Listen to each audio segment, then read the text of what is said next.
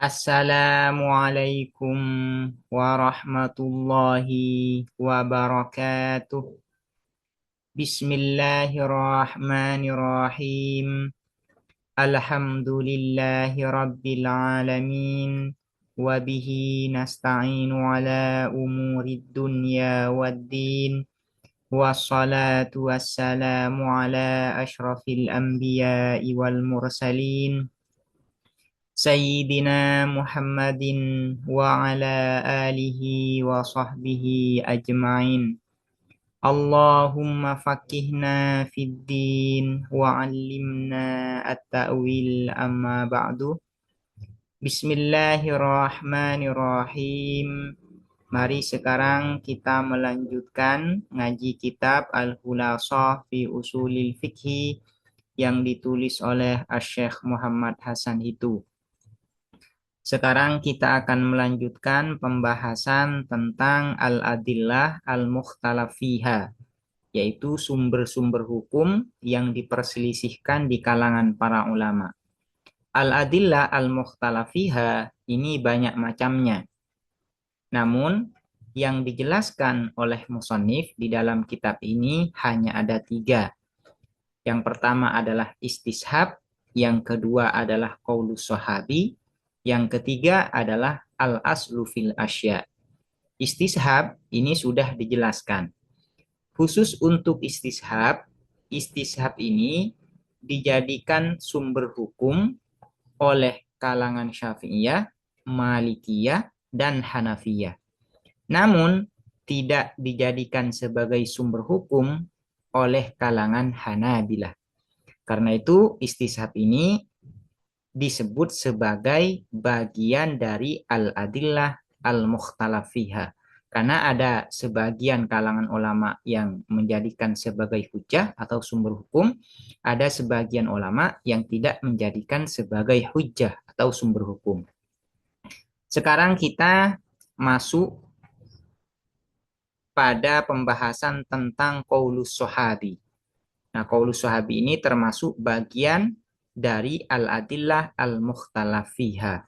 Ada sebagian ulama yang menjadikan sebagai sumber hukum dan ada sebagian ulama yang tidak menjadikan sebagai sumber hukum. Qaulus sahabi ialah perkataan atau pendapat sahabat. Idza qala al-wahidu, ketika berkata atau berpendapat al-wahidu siapa satu orang, yang dimaksud dengan al-wahid di sini adalah yang tidak mencapai bilangan ijma. Artinya yang tidak sampai pada taraf ijma. Karena kalau sudah sampai pada taraf ijma, maka ijma'us sahabat itu harus dijadikan sebagai hujjah. Atau malah paling utama di antara hujjah-hujjah yang lain.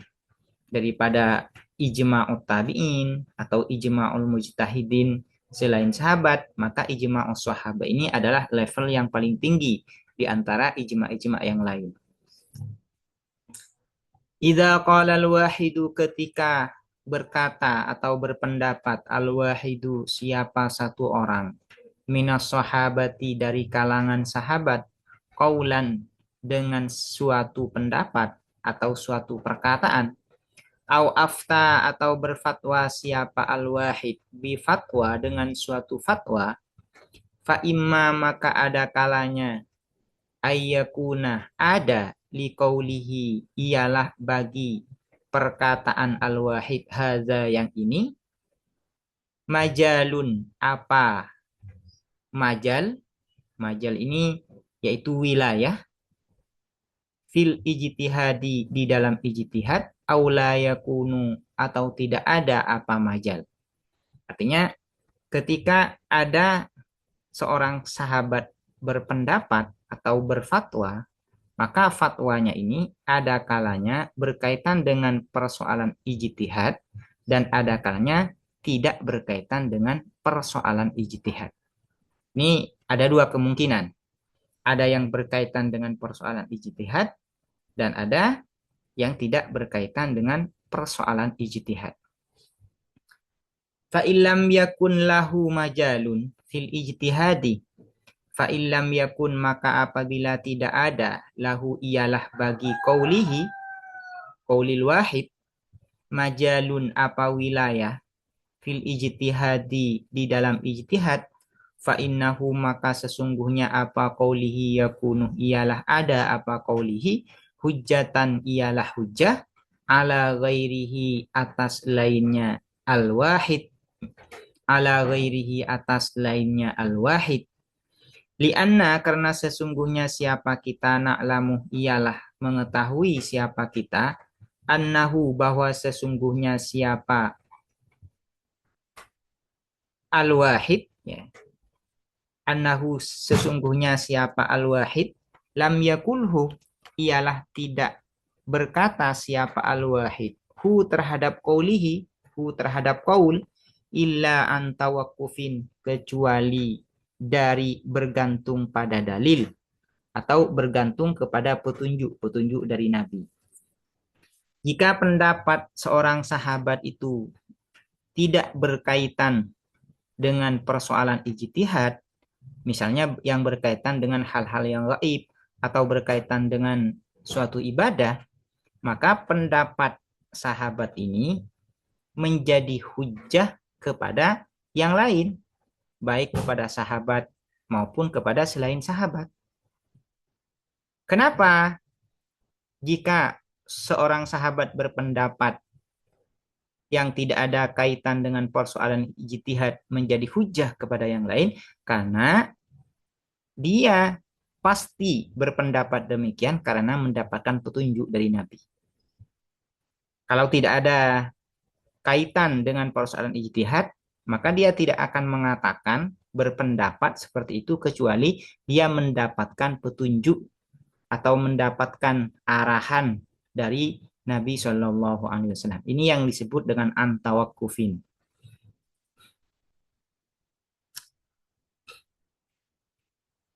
Qala Syafi'i, berkata siapa Imam Asy-Syafi'i, ruwiya diriwayatkan an Aliin dari Sayyidina Ali, annahu apa sesungguhnya siapa Sayyidina Ali, shalla ialah melaksanakan sholat siapa Sayyidina Ali, fi lailatin di dalam suatu malam, sita rokaatin dengan 6 rokaat. Fi kulli rokaatin ialah di dalam setiap rokaat situ sajdatin, adapun 6 sujud. Jadi pada suatu malam Sayyidina Ali ini melaksanakan sholat sebanyak 6 rokaat. Di setiap masing-masing rokaat beliau melakukan 6 sujud. Ini kan berarti praktek sholat yang tidak lumrah. Dan ini dilakukan oleh seorang sahabat Sayyidina Ali. Dan tidak ada kaitan dengan persoalan ijtihad. Karena ini berkaitan dengan ibadah. Nah, Sayyidina Ali melakukan praktek ibadah yang seperti ini. Pasti ini karena antawakufin. Karena mendapatkan petunjuk dari Nabi Shallallahu Alaihi Wasallam. Waqala dan berkata siapa Asy-Syafi'i, lau sabata dzalik. Lau sabata andaikan sabata tetap atau terbukti dzalika apa itu riwayah, artinya kalau riwayah ini terbukti sahih bahwa Sayyidina Ali ini melaksanakan sholat 6 rakaat di setiap rakaat melakukan 6 sujud, kalau riwayat ini sahih, lau sabata andaikan sabatah tetap atau lau sabata jika tetap zalika apa itu riwayah an aliin dari Sayyidina Ali lakultu sungguh berpendapat aku sungguh berkata aku bihi dengan zalik fa innahu maka sesungguhnya sya'an la majala tidak ada apa wilayah fihi di dalam zalik lil kiasi bagi kias fadzahiru maka adapun zahirnya annahu ialah sesungguhnya siapa Sayyidina Ali fa'alahu ialah melakukan siapa Sayyidina Alihu terhadap dalik tauqifiyan karena menggantungkan pada petunjuk atau menggantungkan pada dalil. Pasti Sayyidina Ali itu melakukan sholat 6 rakaat dengan sujud di masing-masing rakaat itu pasti karena tauqifan. Tauqifan ini karena mendapatkan arahan, mendapatkan petunjuk, ada dalil dari Nabi Shallallahu Alaihi Wasallam. Ini kalau berkaitan, kalau tidak berkaitan dengan persoalan ijtihad, pendapat sahabat atau perbuatan sahabat yang tidak berkaitan dengan persoalan-persoalan ijtihad, maka perkataan atau perbuatan sahabat ini menjadi hujah kepada yang lain. Bagaimana kalau tidak berkaitan? Bagaimana kalau pendapat sahabat ini berkaitan dengan persoalan ijtihad? Ini yang kedua, yang berkaitan. Wa amma idza kana, dan adapun idza kana ketika ada qauluhu apa pendapat atau perkataan al-wahid fima ialah pada sesuatu fihi ialah di dalam majalun adapun wilayah lil ijtihadi bagi ijtihad faqad ittafaqal ulama maka sungguh telah sepakat al ulama siapa para ulama ala anna qaulahu hadza atas sesungguhnya apa perkataan al-wahid hadza yang ini laisa ialah tidak ada apa qauluhu hujjatan ialah hujjah ala ghairihi atas lainnya al-wahid minas sahabatil mujtahidina dari kalangan para sahabat al-mujtahidina yang mujtahid mereka semua. Kenapa li ijma'i sahabati karena sepakatnya para sahabat ala mukhalafati ba'dihim atas menyelisih sebagian as-sahabah ba'don terhadap sebagian yang lain. Kalau pendapat seorang sahabat itu berkaitan dengan persoalan-persoalan ijtihad, maka ulama sepakat bahwa perkataan sahabat ini atau pendapat sahabat ini tidak menjadi hujah kepada sahabat yang lain. Kenapa?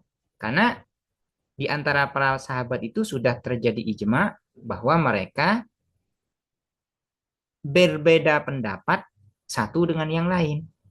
Nah, ini artinya perbedaan pendapat di antara kalangan para sahabat ini sudah biasa terjadi dan itu sudah menjadi ijma.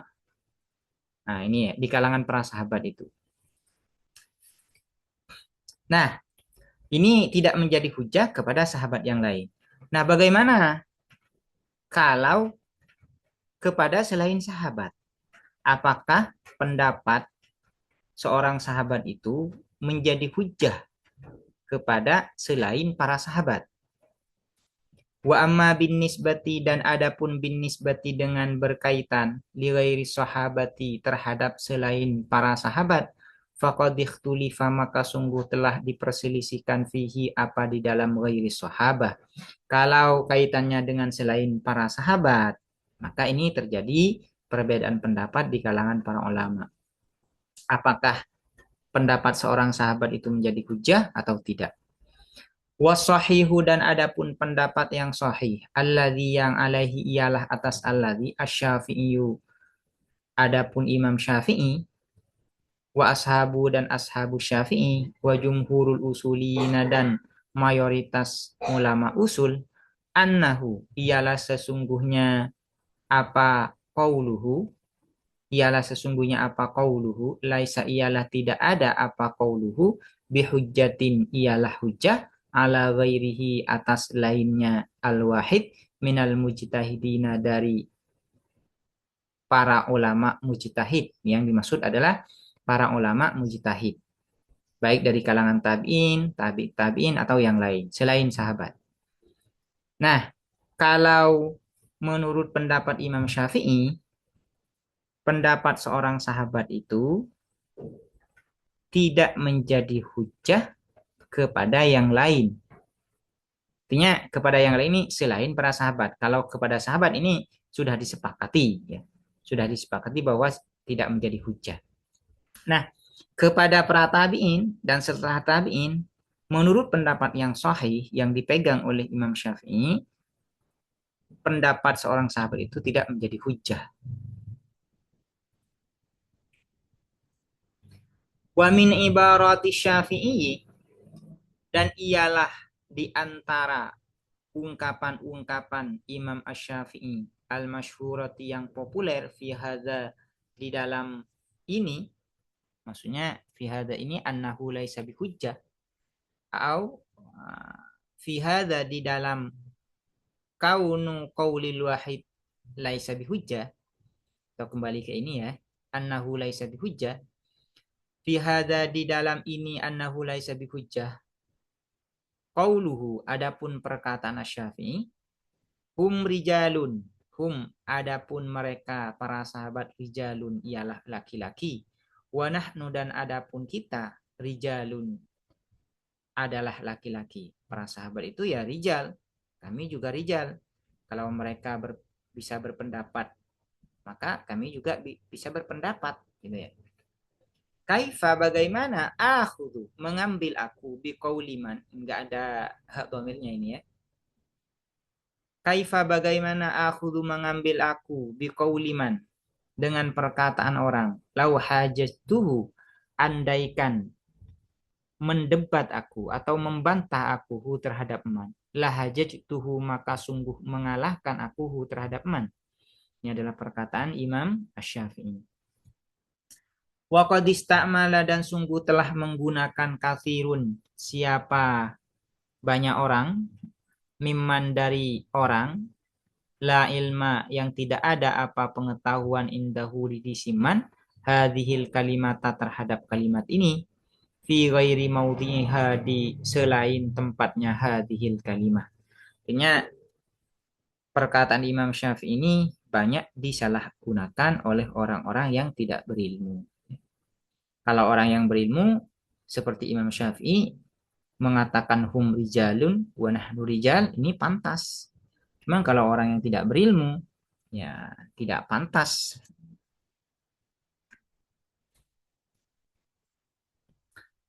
Hadanallahu, semoga memberikan petunjuk nah kepada kita, Allahu siapa Allah, jami'an seluruhnya, semuanya, lima arifati aqdarina untuk mengetahui kapasitas atau level-level kita ya. Lima arifati aqdarina untuk mengetahui kapasitas-kapasitas kita. Artinya semoga Allah memberikan hidayah kepada kita agar kita ini tahu diri ya. Ya, kita tidak memiliki ilmu sebagaimana Imam Syafi'i, lalu sok-sokan bilang hum rijalun wa nahnu rijal. Ini salah penempatan. Demikian, semoga bermanfaat dan semoga dapat dipahami. Assalamualaikum warahmatullahi wabarakatuh.